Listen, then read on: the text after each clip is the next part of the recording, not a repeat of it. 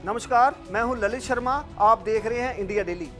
आज हम आपको वो कहानी दिखाने जा रहे हैं जो दुनिया शांति समझौता कहकर पेश कर रही है, लेकिन हकीकत में शायद ये यूक्रेन की संप्रभुता की नीलामी हो सकती है। अमेरिका और रूस ने मिलकर एक सीक्रेट प्लान बनाया है युद्ध खत्म करने के नाम पर, लेकिन शर्तें ऐसी कि शायद यूक्रेन को हथियार नहीं अपनी आत्मा ही रखनी पड़ जाए गिरवी। क्या ये शांति का सौदा या नई गुलामी की शुरुआत है? चलिए शुरू करते हैं और बीच बीच में ध्यान से देखिए, क्योंकि आपको खुद तय करना होगा ये समझौता है या सामरिक सरेंडर। यूक्रेन युद्ध को खत्म करने के नाम पर अमेरिका और रूस के बीच जो 28 पॉइंट्स वाला सीक्रेट ड्राफ्ट तैयार हुआ है, उसमें सबसे खतरनाक बात यह सामने आई है कि यूक्रेन को अपनी पूर्वी हिस्से का कंट्रोल छोड़ना पड़ सकता है। इससे शांति नहीं, जमीन खोने की कीमत माना जा रहा है। युद्ध रुक जाएगा, लेकिन सवाल ये कि क्या देश रुकना चाहेगा या झुकना पड़ेगा? यूक्रेनी राष्ट्रपति पहले ही ऐसा प्लान नकार चुके हैं, लेकिन इस बार दबाव इतना ज्यादा बताया जा रहा है कि बचना मुश्किल लग रहा है। सेना की बात, रणनीतिक तूफान। ड्राफ्ट में शामिल दूसरी सबसे कठोर शर्त, यूक्रेन को अपनी सेना का आकार आधा करना होगा। मतलब वो देश जो अभी भी फ्रंट पर लड़ रहा है, उसे खुद अपनी ताकत कम करनी होगी। कई एक्सपर्ट कह रहे हैं ये शांति नहीं, रणनीतिक आत्मसमर्पण जैसा प्रयास है। सोचिए, कल तक जो अपनी शहरों की रक्षा कर रहा था, उसे आज हथियार खत्म करने पड़ेंगे। अब तक अमेरिका यूक्रेन का सबसे बड़ा समर्थक माना गया, लेकिन रिपोर्ट्स कहती हैं कि इस ड्राफ्ट प्लान में यूक्रेन को शामिल ही नहीं किया गया। निर्णय रूस और अमेरिका के बीच बैक चैनल से हुआ है।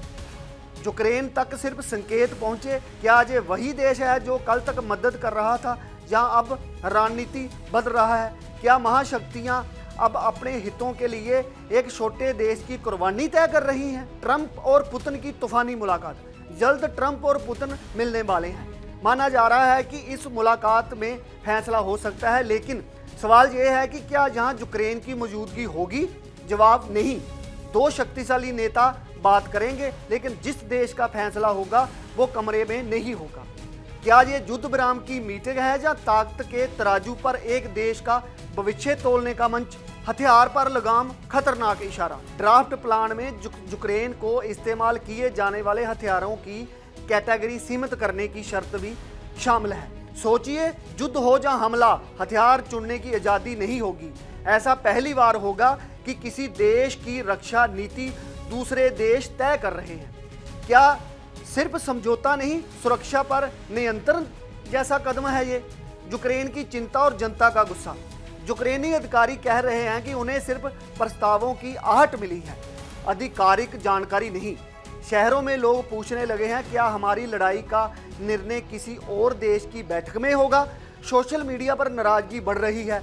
लोगों का कहना है कि जंग खत्म हो जाए पर इज्जत बची रहे।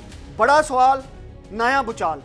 अगर ये प्लान लागू हुआ तो शायद युद्ध रुके, लेकिन क्या संघर्ष खत्म होगा? इतिहास बताता है कि मजबूरी से हुआ समझौता नई लड़ाई को जन्म देता है। क्या ये 2024 का सीज फायर है या 2025 का संभावित ब्लास्टिंग पॉइंट? क्या शांति के नाम पर राजनीति खेली जा रही है? क्या ये समझौता यूक्रेन की रक्षा करेगा या उसकी दिशा बदल देगा? क्या आज की तारीख याद रखी जाएगी, युद्ध खत्म होने के दिन रूस में, या उस पल के रूप में जब एक देश को मजबूरी में झुकना पड़ेगा? फैसला कुछ नेताओं के कमरे में होगा, पर असर लाखों जिंदगियों पर पड़ेगा। अगर शांति समझौते में सम्मान नहीं, तो वह शांति नहीं, दबाव होता है।